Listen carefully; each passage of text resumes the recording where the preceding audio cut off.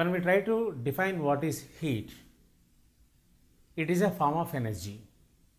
Okay, we have different forms of energy like light, heat, sound. Each one has its own importance.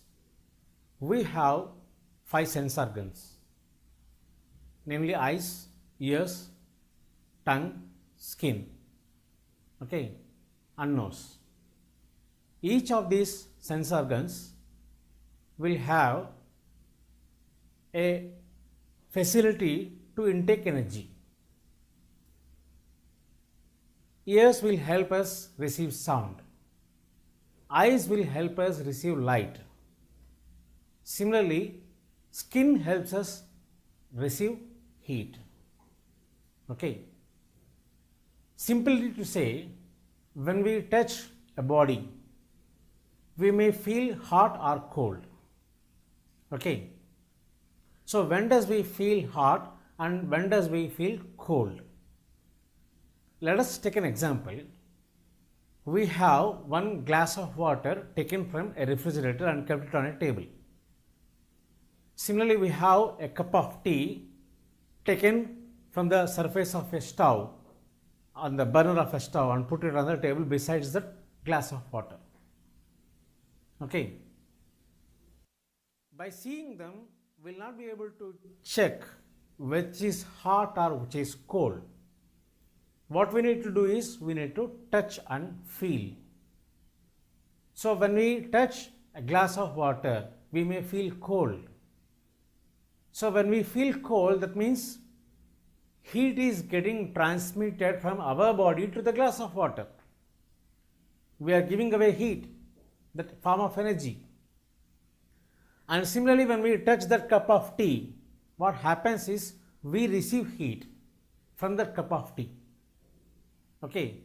So by touching, we will be having a sensation of hotness or coldness.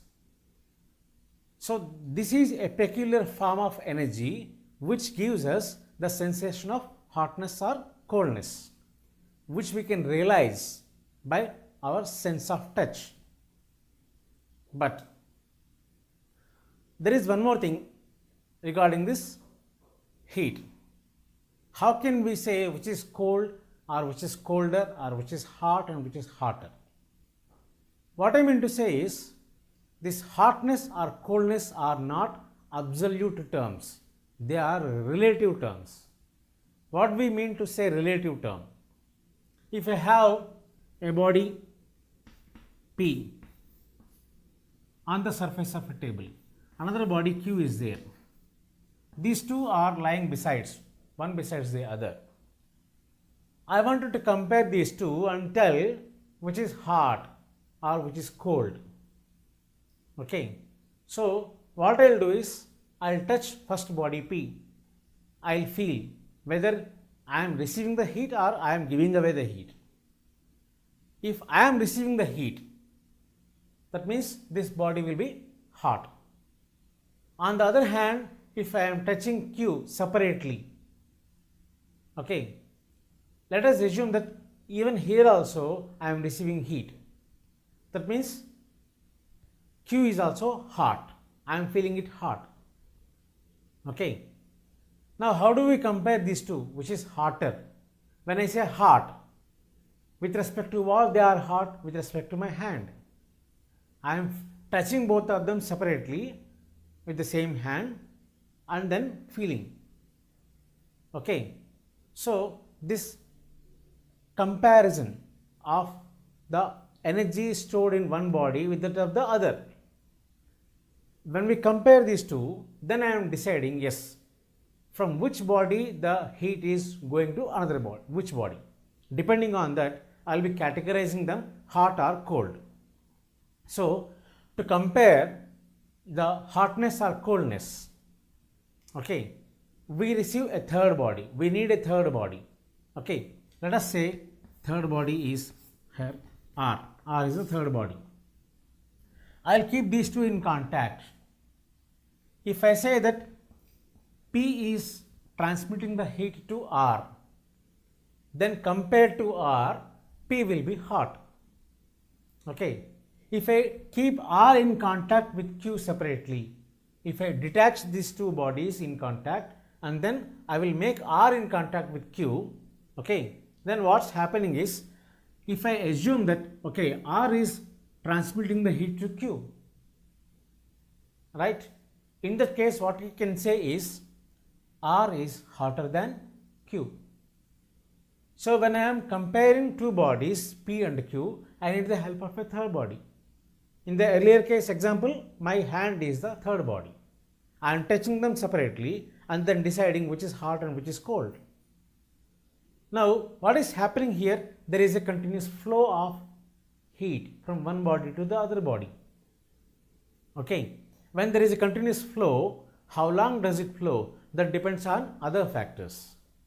Okay. But what is happening is, this third body is receiving the heat from the first body P. And when these two are in contact, this is losing the heat to Q. So there is a transfer of the heat from the in and out of the body R. Now, is this a continuous process or is it a static process? That means, when I want to compare these two bodies, now P and Q, okay, seeing this scenario, I will tell P is hotter than Q because it is losing the heat to R, whereas it is gaining the heat from R. Transfer of heat from one body to the other body. So one is losing, another is gaining. So the body which is losing is hot. The body which is gaining is cold compared to the body which is hot. Okay. This way I will be able to tell which is hot and which is cold. So heat is a form of energy which flows. That is the reason we say heat is a form of energy in transit. Remember, this word in transit is very, very important. What do you mean by transit? Suppose you buy something online. Okay, you go to a website which will sell the goods online. You try to book an order. Once you book an order, you pay the money and book an order. There will be a status shown there. Where is your order? Is it being shipped? Is it being in transit? Is it in your nearest location, or is it under delivery process? So you will be able to see the status of the item which you have booked. They will say it is in transit. What do you mean by in transit? It is moving from one place to the other place. The item is moving from one place to the other place. The meaning of the word transit means movement. So here energy is moving from one body to the other body. Okay. So from which body it is moving towards which body, that depends upon one more factor or one more physical quantity called temperature. Okay. But when we wanted to define what is heat, we will say heat is a form of energy in transit. I can say which gives a sensation of coolness or hotness. Okay, simply to say, we can say heat is a form of energy. It is not wrong when we stop the definition of heat till here, but it is more accurate when we say in transit. Okay, heat is a form of energy in transit. It is moving, and it is not a static process. It will not stop for a while.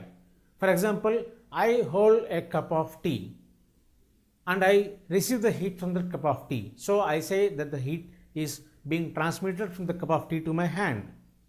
So this transmission of heat, will it take place continuously or will it stop for after certain time? What should be the answer?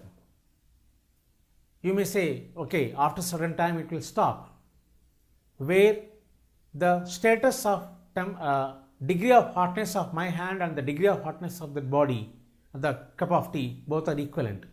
If these two are equivalent, then you can say that yes, now there is no transfer of heat. But that concept is wrong. Why it is wrong? It is wrong because the transmission of heat into the body or out of the body is a continuous process. It is not a static process. It will not stop for a while. Okay. Now, if I say, when I keep these two bodies P and Q in contact, initially I say yes, R is receiving heat from P. So, P is hotter than R. Fine.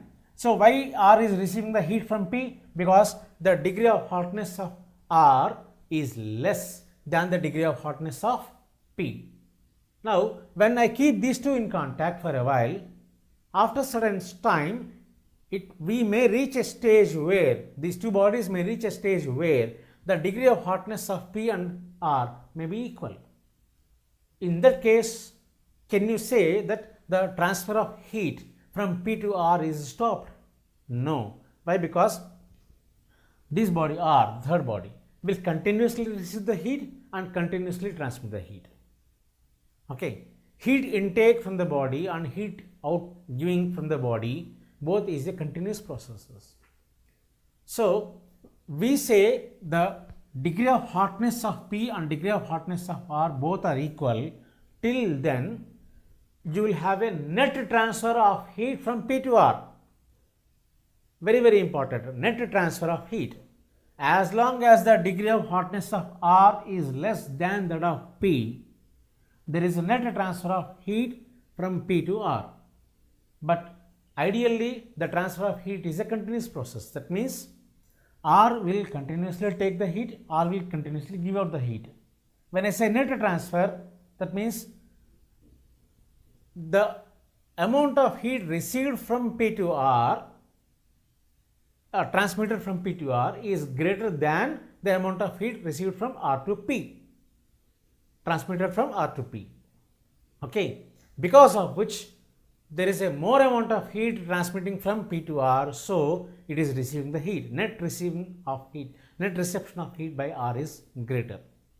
Okay. When both the bodies will attain the same status with respect to the amount of heat present in them or the degree of hotness present in them, not the amount of heat, but the degree of hotness present in them. If they are equal, then the amount of heat received by R from P will be equal to the amount of heat given by R to P. In such a scenario, we will say both are having the equal status of temperature. We will discuss what is temperature later. Okay. So, in such a scenario, transmission of heat will take place from both the sides, but the net transfer of heat will be 0. Okay. When we say yes, the bodies are receiving the heat and transmitting the heat, but the net transfer of heat is 0, but transfer of heat is an ever-going process, it is a continuous process. That is the reason we say heat is a form of energy in transit, okay, which gives a sensation of hotness or coldness. When we know temperature, then we can define heat as a form of energy which is in transit, okay, and which flows from a body at a higher temperature to a body at a lower temperature. But remember, this transfer is a continuous process. Once two bodies are attaining an equal temperature or degree of hotness, then we say these two are in thermal equilibrium. When we say equilibrium, equal status with respect to what? The degree of hotness. It is not with respect to the size of the body or the type of the body, nature of the body, something like that. It is not related to even the mass of the body. Okay, we talk about the degree of hotness of the two bodies. So, as long as the degree of hotness of two bodies is equal, the net transfer of energy will take place between the both of them in the form of heat. Okay. So, to understand what is heat, again, heat is a form of energy in transit always, which gives a sensation of hotness or coldness, or you can say which goes from a body at a higher temperature to a low body at lower temperature. Next, we will discuss what is temperature. Temperature. In one sentence, if you wanted to talk about temperature, we will say it is the degree of hotness or coldness. So, when you want to define temperature, it is degree of hotness or coolness. That is what we talked about temperature. Why it is so important? When we wanted to discuss about heat as a form of energy in transit, so it will transfer between two bodies. One is the hotter body and the cooler body. So heat always flows from hotter body to cooler body. But how long does it transfer like that? Get transferred like that? Let us see. To understand that very clearly, we will take an example of water tanks. Okay, two water tanks.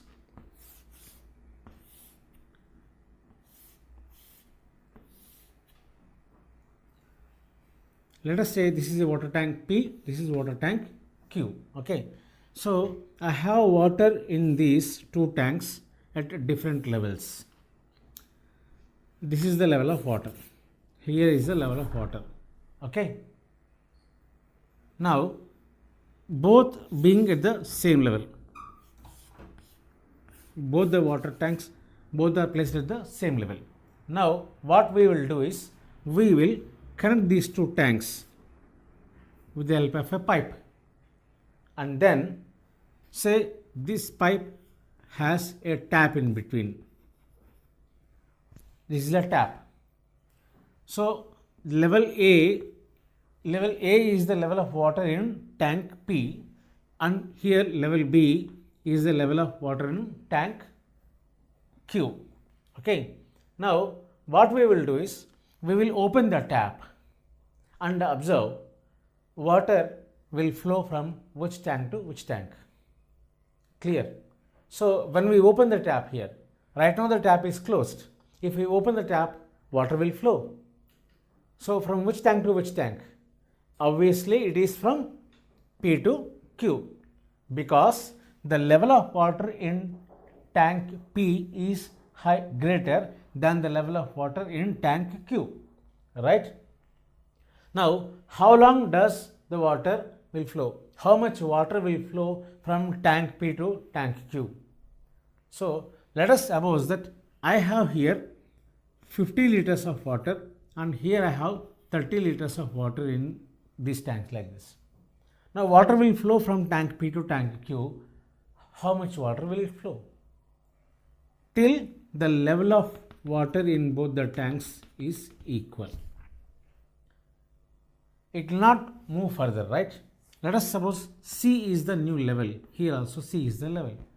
So obviously now the water here will be 40 liter, and here also will be 40 liter.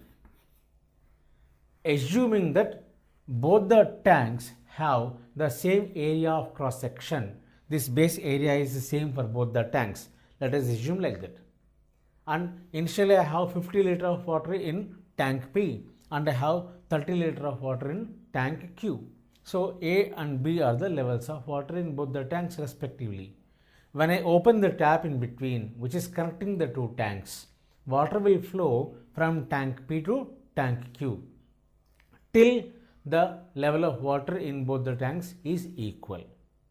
Once both the tanks have equal level of water, then you will not observe that there is no flow of water from one tank to the other tank, right? So what is happening here? The level of water is, it is the difference in the level of water which is making the water to flow from one tank to the other tank, right? So it is this, similarly, it is this level or degree of hotness in two bodies which will make heat flow from one body to the other body. Now, as we have seen that this level of water in both the tanks was different, so water is flowing from one body to the other body. If I am considering two bodies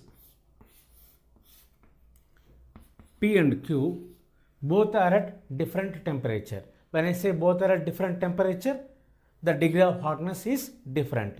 Say this is having 30 degrees Celsius, this is having 50 degrees Celsius. Now I bring both these two bodies in contact. Then the heat from one body, that is Q, will flow to the other body, that is P, which is at a lower temperature. So that is what you say, it is the degree of hotness or coldness, that is what you call temperature. Now when we are discussing about a temperature, I am telling yes, 30 degrees Celsius is the temperature of the body P. Similarly, 50 degrees Celsius is the temperature of the body Q. Now when I am telling, yes, I am talking about temperature, I am telling some quantities like this, 30 degrees Celsius, 50 degrees Celsius. What I am telling is the magnitude of temperature. So this magnitude, whenever I call magnitude, it is associated with two things. One is the number, other is the unit. So what is that number and what is the unit? Here 30 is the number, degrees Celsius is the unit. Okay. Similarly, here 50 is the number and degrees Celsius is the unit. Now, I am measuring these two temperatures. So, this temperature is a physical quantity. What do you call about a physical quantity? Any quantity which can be measured is called a physical quantity. Right? Now, degree Celsius is the scale of temperature based on which you will measure temperature here. Fine. Is this the only scale of temperature what you will measure temperature? It's not like that, right? So we also have different kinds of thermometers. Thermometer is a device which will measure temperature. Okay. So in the conventional thermometers, we have a liquid, a narrow stem, and in that we have a liquid that is nothing but mercury, and that mercury is expanding. There are some divisions on it. Let us see how that thermometer works. Now, this is how a thermometer looks like.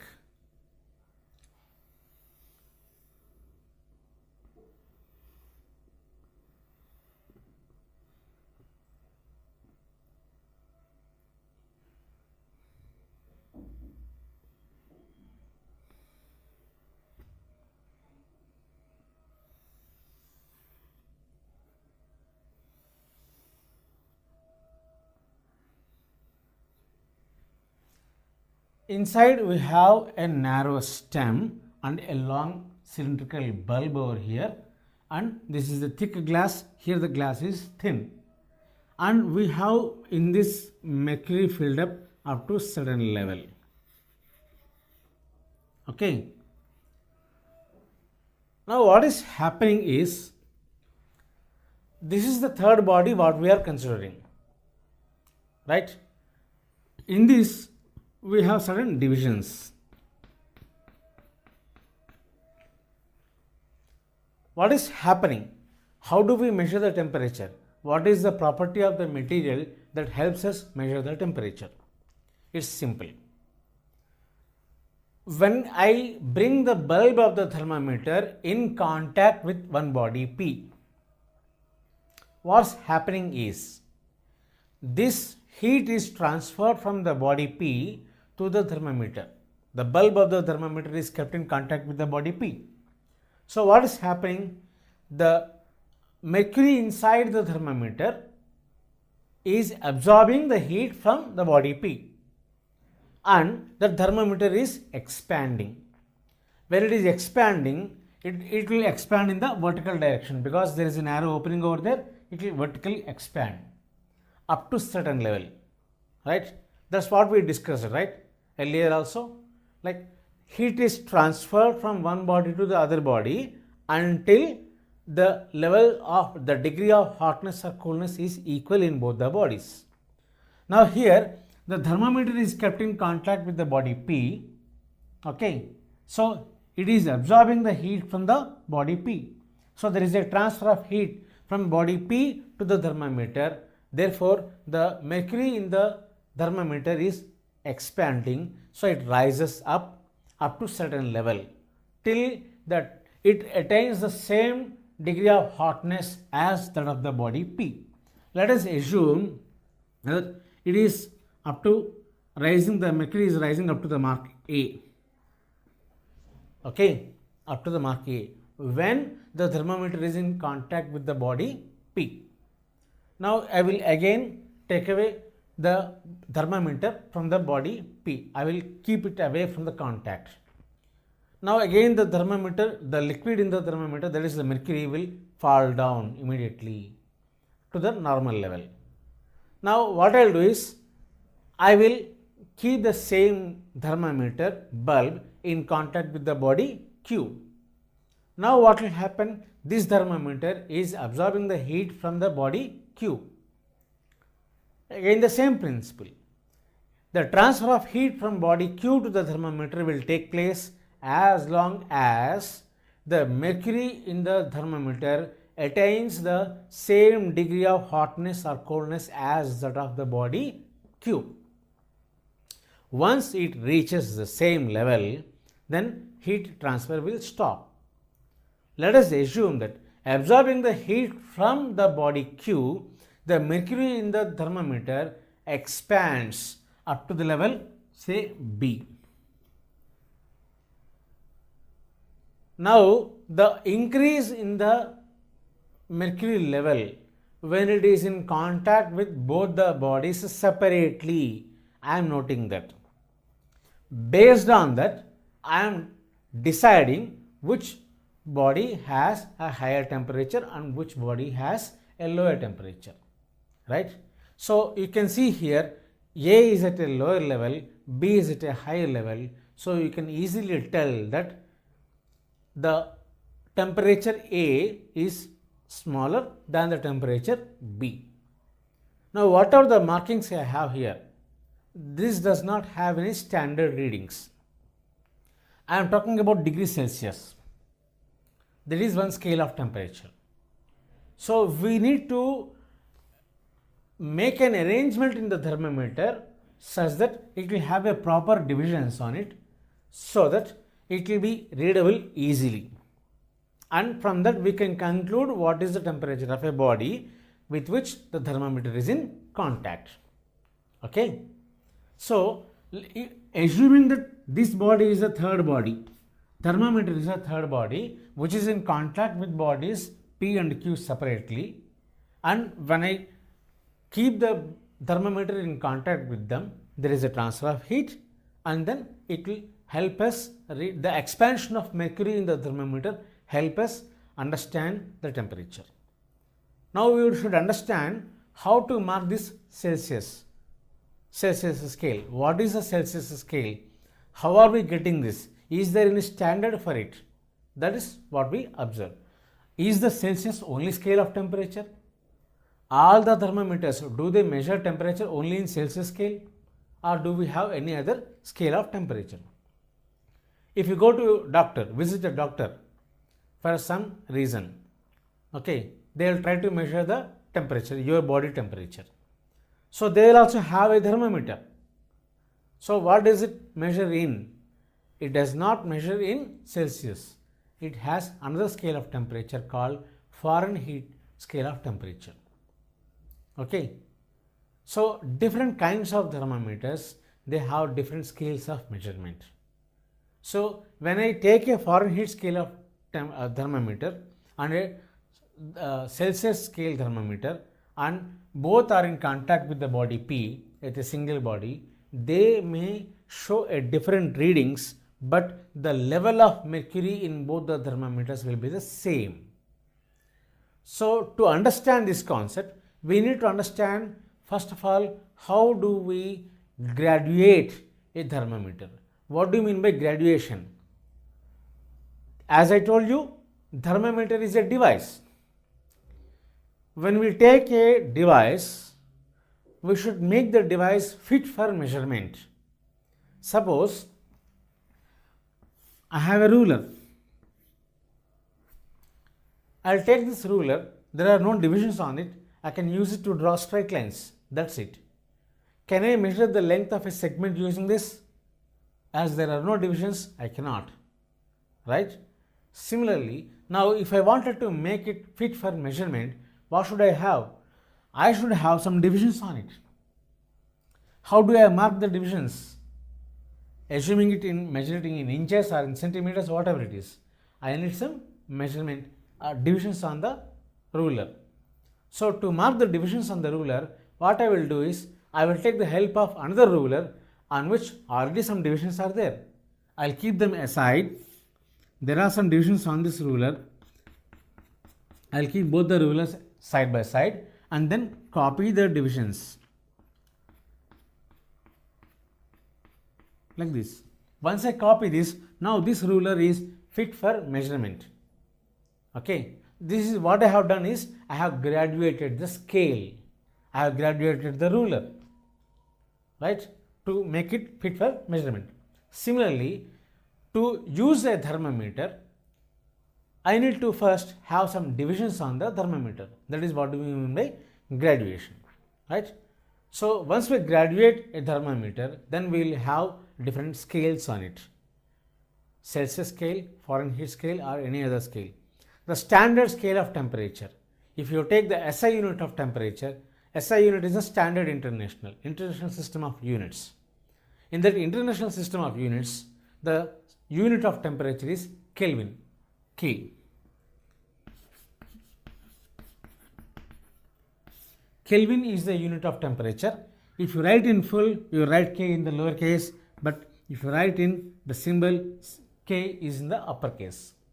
Okay, because if you write like this, Kelvin, K is in the uppercase, this will not be the unit of temperature. This is the name of a scientist. It is a proper noun. Okay, the unit of temperature is named after the scientist Kelvin. So when you write K in the uppercase over here, this is the name, it will become a proper noun and it will be the name of a scientist but not the unit. Whereas if I write Kelvin like this, K in the lowercase, this is a unit and it is a common noun. So a symbol for Kelvin is K in the uppercase. So we have majorly three scales of temperature in use. One is a Celsius scale, another is a Fahrenheit scale, and another is a Kelvin scale. We will try to study what is the relation between these different scales of temperature.